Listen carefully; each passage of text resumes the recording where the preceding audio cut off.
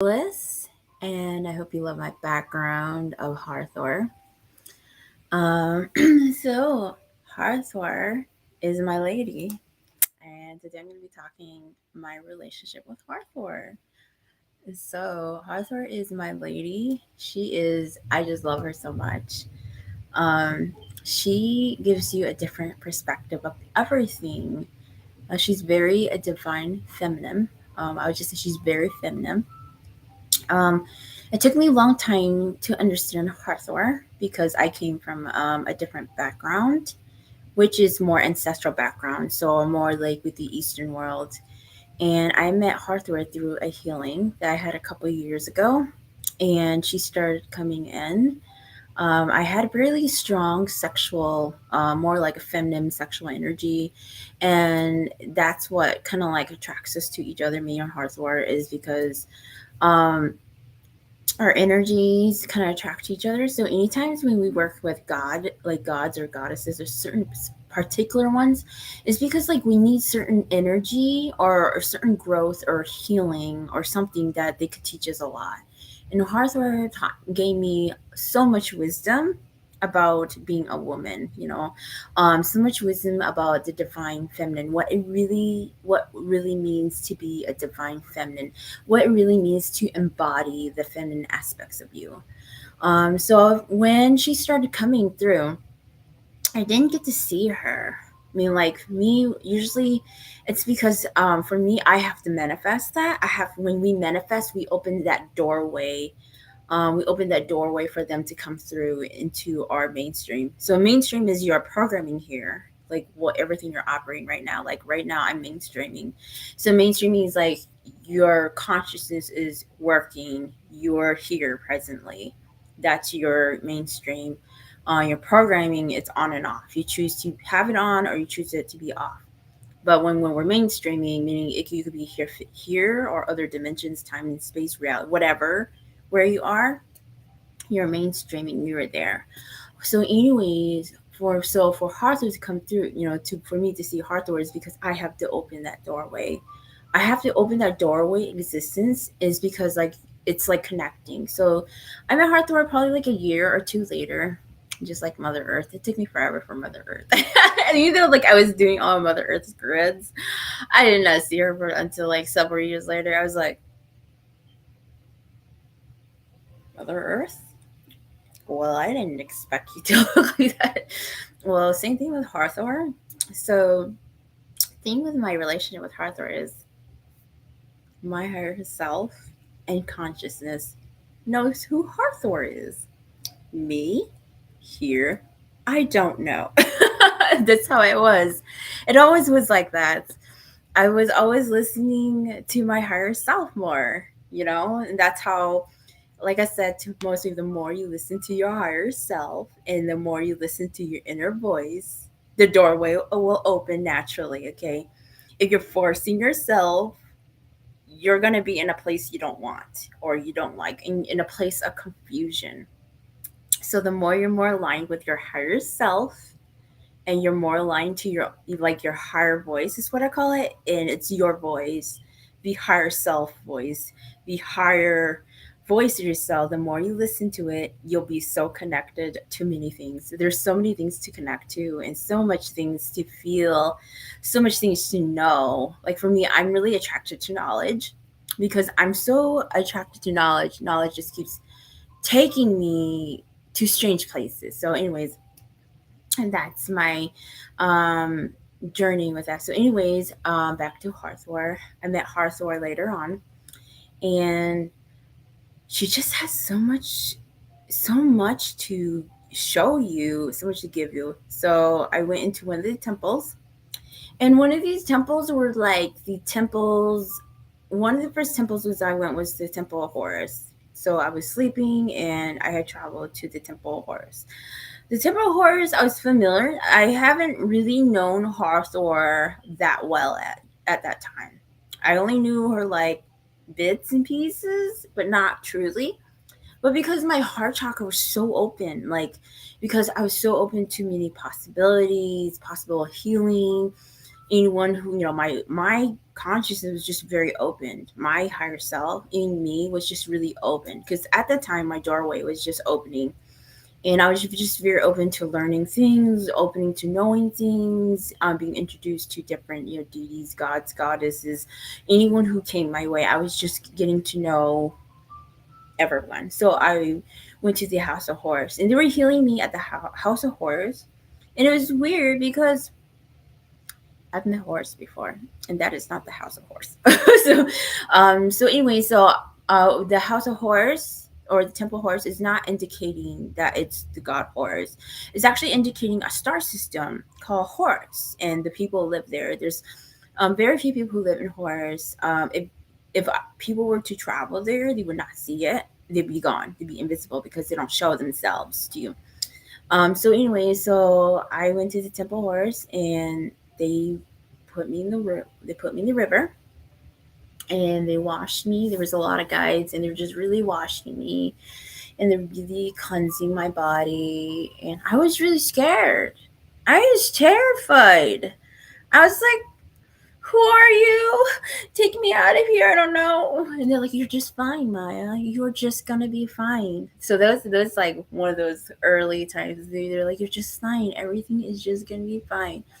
At the time, I was more with Lord Shiva, and being in this, place with, like, Temple Horus and I mean, Hathor. I was really confused because I didn't know what was going on. So that was like early on.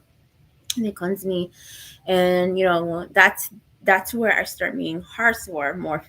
She started traveling more, showing me more of herself, because, like, the relationship is that you have to open that doorway, and that doorway doesn't just open. Even though you open that pathway, it's also about, like I said, manifestation is really important, because you have to kind of manifest it. Like, I really want you to come here. I really want you to be here with me.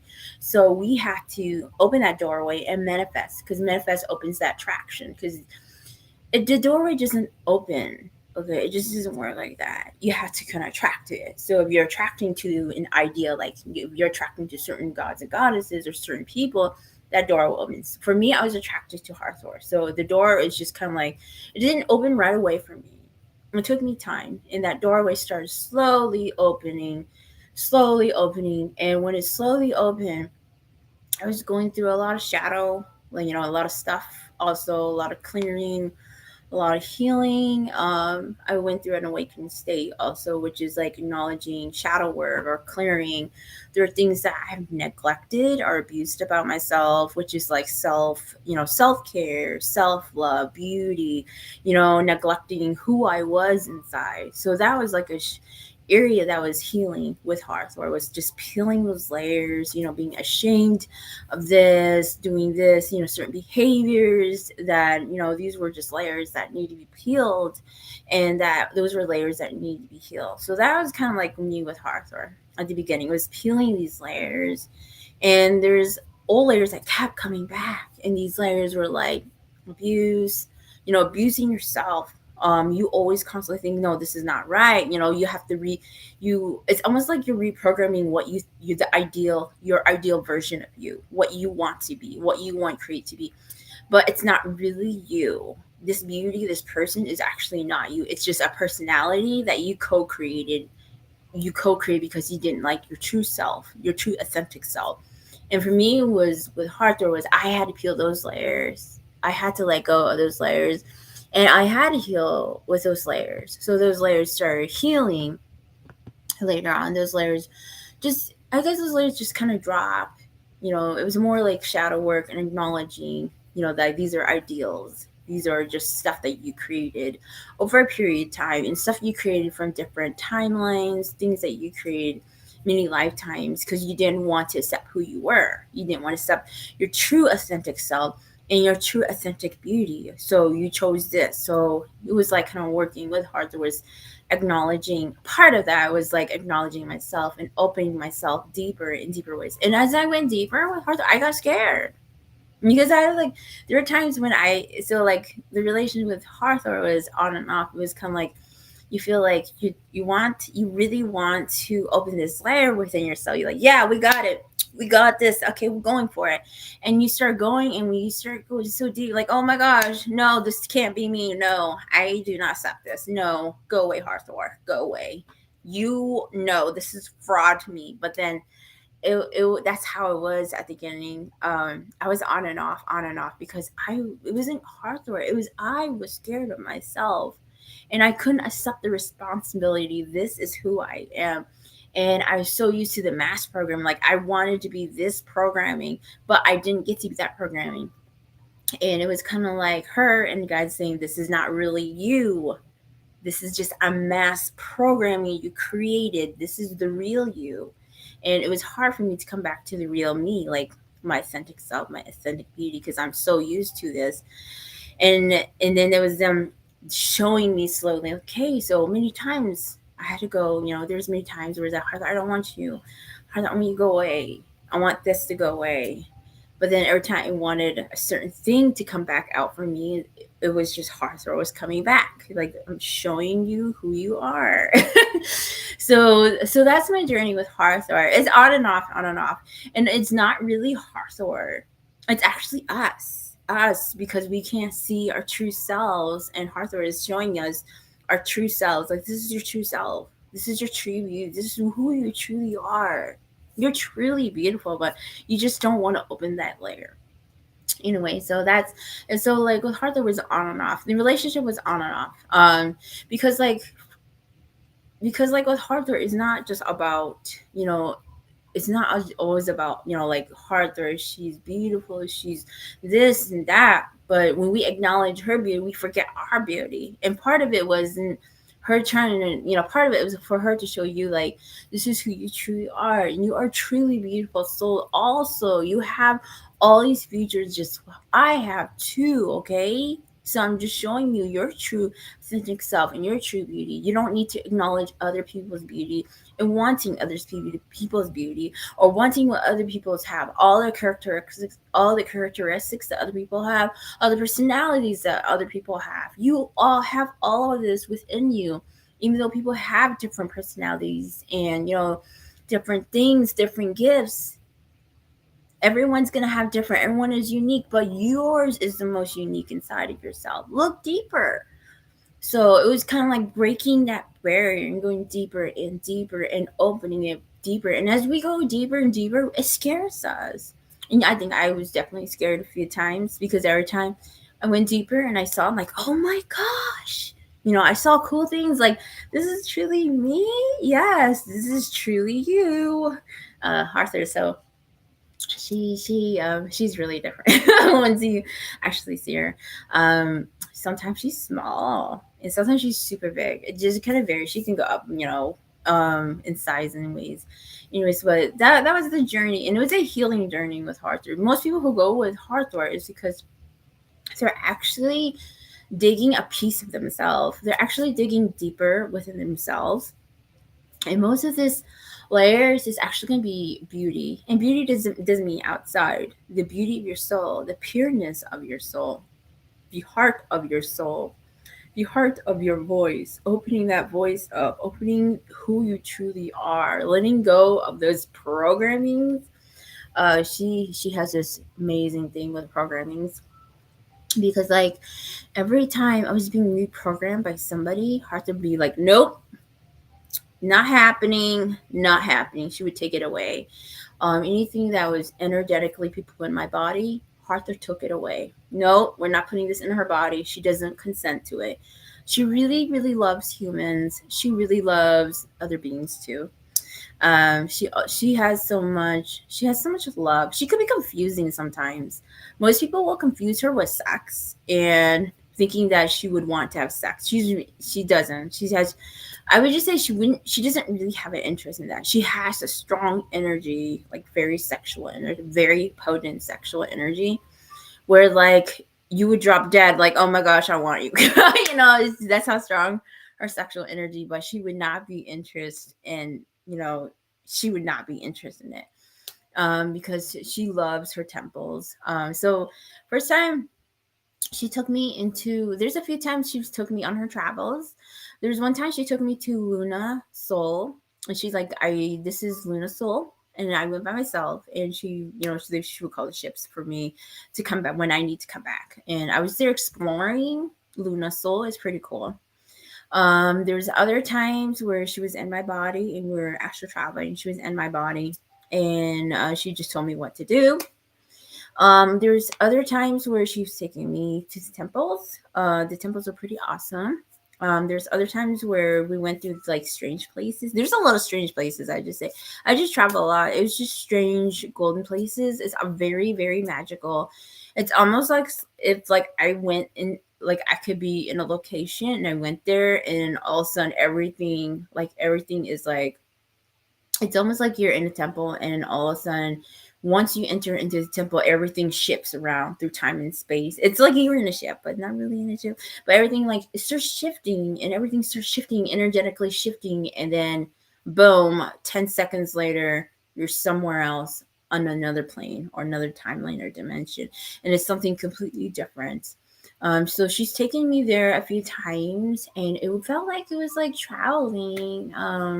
It's like very golden, and there's like a lot of temples. Very golden. It's really different. It's so different from here because it's super golden.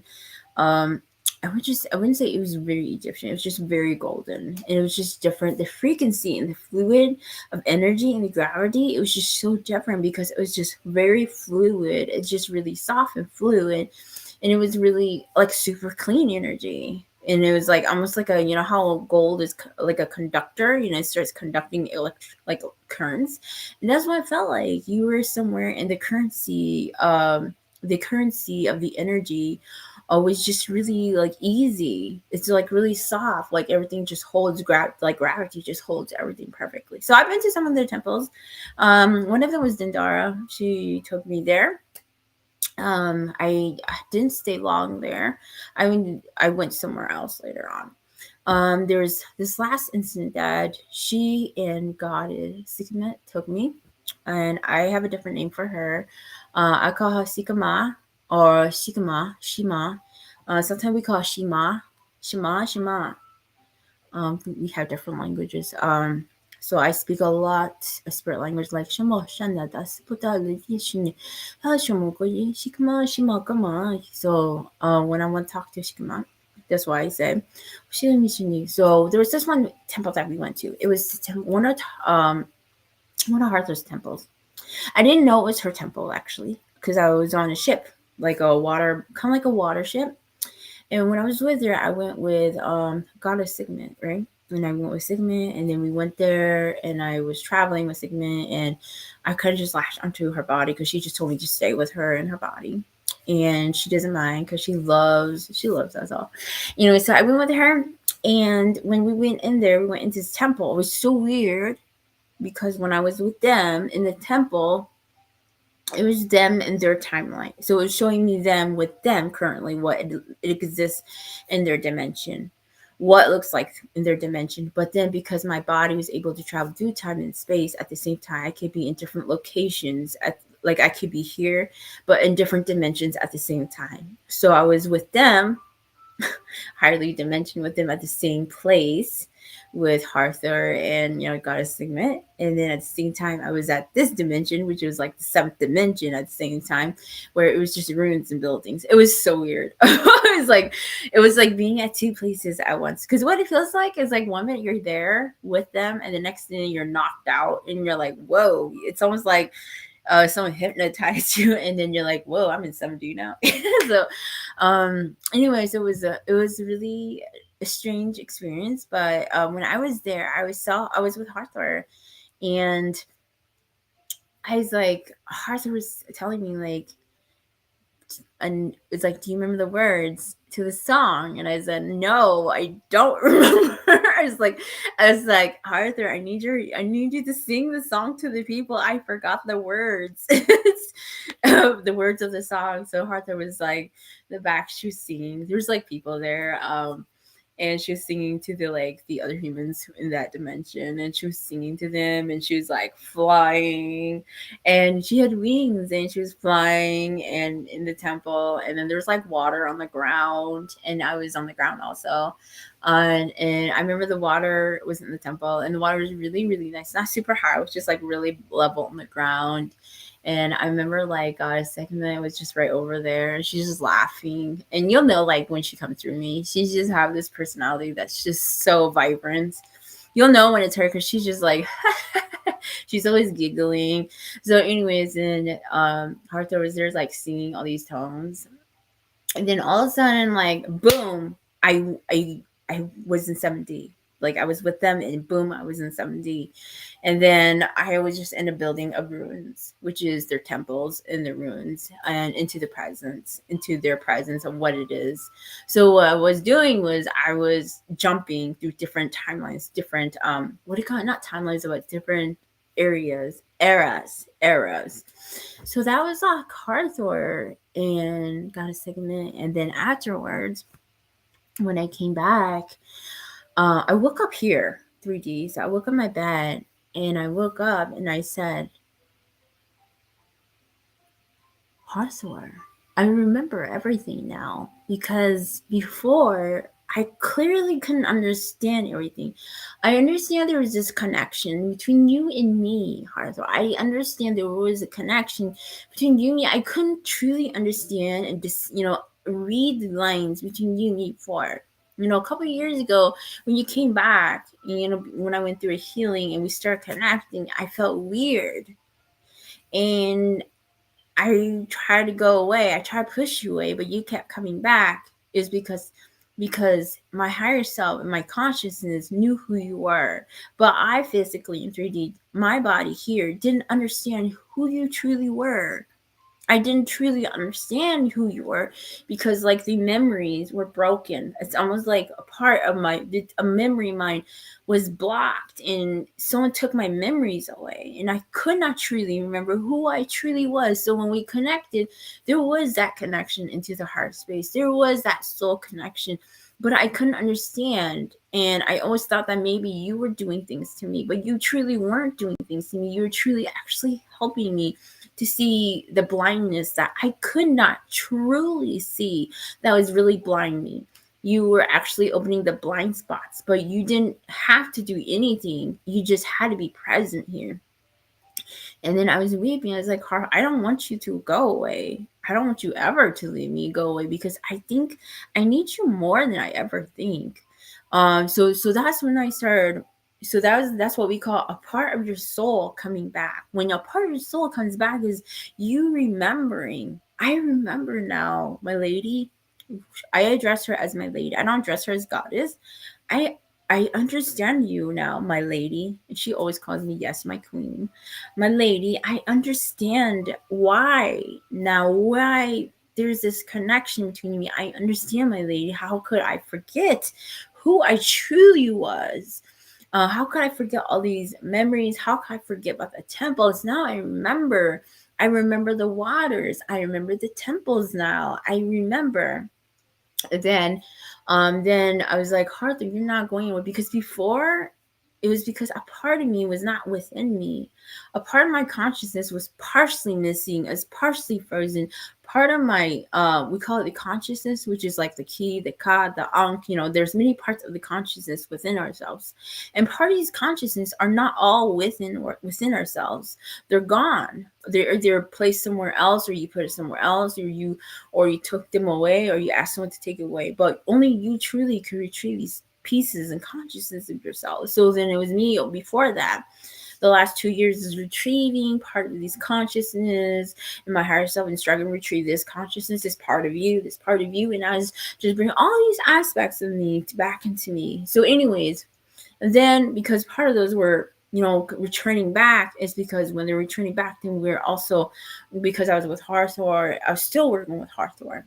I was still connected, and I didn't have, there was a lot of people who were trying to disconnecting me from Hathor, or trying to dishearten me, say she's bad for you, she's not good for you, she's this and that and that, and like, you don't know the history of Hathor. And when I went and looked into the accounts, I saw the historical accounts of Hathor too. Just like here, everyone's got Akashic records, so good or bad. And I was like, Hathor, I look at the accounts, what people say about you. But you know what, my lady? And I was like this, you know what, my lady? I know everybody has a history, right? And if we're going back into the past and we're still digging back into the past and we're still holding space for the wounds of the past of our souls, or even the past of my ancestors or collective, we're holding all that space because of a wound in the past, then we can't move forward. And I'm not going to hold this space. And like whatever happened in the past between you and me, or whatever happened to other people, I just forgive you. There's no point of holding stuff. Because like if I stop myself and I hold that space of anger that something happened to me, and if I hold that space against you, Arthur, then that problem is my problem, okay? That means that I'm creating a block for myself. So I need to let this go. So I'm going to heal myself and I'm going to let things go because I don't want to hold that space. I don't care what people say about you or about the past, or, awful things or stories that people have to make up. I'm not going to listen to them, Arthur, because I truly believe that that's the past. I truly believe that we should let go of the past, and whatever is the past is the past, and what is now is now. I mean, what have you given me that is now? And what you have given me, what is now, is like growth, expansion, love. You have helped me a lot to find myself again in the strangest accounts. So again, that was my journey with Hathor and my ancestors. It was like, okay, so whatever my ancestors is holding towards you, that's them. But I'm not holding that space towards you because I don't have that. I heal myself. I'm choosing the power to heal and clear for myself to be connected to you. And if people have wounds, or my ancestors or my soul family has these wounds towards you, and that's on them. I don't have to worry about that. And I ask them not to take you away from me because I like being with you. I like this space, not space of security. I like you around me because I just really like you. I just love your fluid. I love your inspiration and your creativity, and you're just more clear, like very clear on messages. Like when you're telling me, like, this is what you need to do, you're just very clear. I like to keep you by my side, Hathor. So that's the relationship, the context relationship. When we're working with specific gods or goddesses, today I'm talking more about Hathor because she is in the journey that I went through for several years, was really acknowledging, a piece of yourself. And it's not just about acknowledging, it's about healing, transformation, and embodying. It's not you embodying her, it's you embodying the wisdom that you have obtained through healing this wound with her. So for me, it was all about healing the wound with Hathor. That was my journey. It was about healing this space. Even though, like, at the beginning, I didn't understand, but now, like, when my memories come back and I fully, truly understand as a spirit and a human, I truly understand it and I acknowledge it, and there's this union, and it's not like a sexual union. It's a union of understanding, a union of love, of understanding, and you bring yourself closer intimately. And it's not even a sexual, intimate like relationship. It's an intimate relationship, like a closeness, like you are very close to my heart more than you can say. I love Hathor. She always says, like, I'm very close to your heart, or I always love you as always, as everyone else. I love you dearly, my child. I love you. I love you. I love you as always. I never, like, she never pushes you away. She just keeps encouraging you. Anyways, but then for me, it's like transformation is always here. So it's like embodiment, like again, like when you're working with a certain gods or goddess, it's not always about like them guiding you. It's also about healing you, transforming you, and healing wounds. Because sometimes between you both, there's wounds, and you are wanting to heal these wounds. Like for me, I'm wanting to heal these wounds. I was like, I'm wanting to heal these wounds between me and Hartha. I want to heal this. I want to heal this stress. I want to open this space of trust, and not just healing trust, but also expansion in love. Because, like, when you heal yourself and you transform yourself, and acknowledge the wounds between you, like for example, me and Arthur, I acknowledge my wounds with Arthur, and I'm choosing to heal the cuts, and then I embody that wisdom of love. And what it also does is it moves our electrical certains, like our heart, our soul, our four soul frequencies, move even higher because we're choosing to heal. But not only after we're done healing, we also choose to open our higher heart frequencies, which is within our higher heart. And that higher heart goes with Hathor. For example, I'm choosing Hathor. We're embodying her higher heart into our higher heart, and we becoming unified. And this is all about unification for me. Unification of love. It's not sexual love or intimate love, like a relationship. It's like a high love vibration, saying, I love you. I love you for who you are. I love you and I adore you. Because not everyone is used to their frequency, because their frequency is super high. And for us, we might be in confusion of sex energy, because when we think of high energy, it's sex and sexual and divine, but to them, it's highly sexual energy. And again, for me, it was about unification, finding that unification and higher love, higher divine love, because higher divine love comes in many ways, and it's how you see it. Anyways, so that is my journey with Arthur, and I just felt like I wanted to share with everyone, so everyone could also learn, and maybe you're experiencing it too. So, anyways, this is the end of my live stream today.